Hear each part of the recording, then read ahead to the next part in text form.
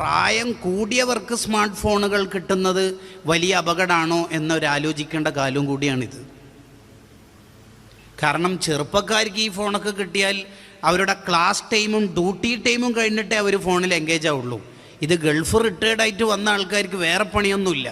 പണ്ട് ദലാൽ ഖൈറാത്തും വിർദുൽ ലത്തീഫും ആയിരുന്നു കയ്യിലുണ്ടായിരുന്നെങ്കിൽ ഇപ്പം പിന്നെ പത്തനംതിട്ടയിൽ പേടിപ്പിച്ച 17 വിളിച്ച് അറസ്റ്റിലാന്നാണ് വെറും വയറ്റിൽ തന്നെ രാവിലെ വിത്ത് കട്ടൻ ചായ നമ്മൾ കണ്ടുകൊണ്ടിരിക്കുന്നത്.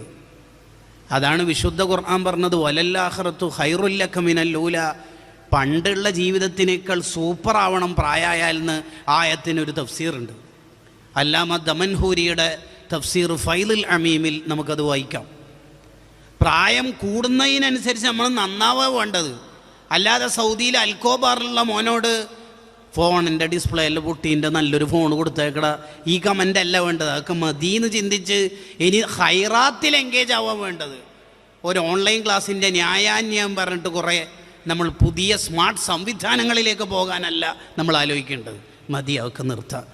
എൻ്റെ ജീവിതത്തിൻ്റെ സമയം കൊല്ലുന്ന ഓരോ ക്രയവിക്രയങ്ങളാണ് ഇത് എന്ന് ആലോചിക്കണം.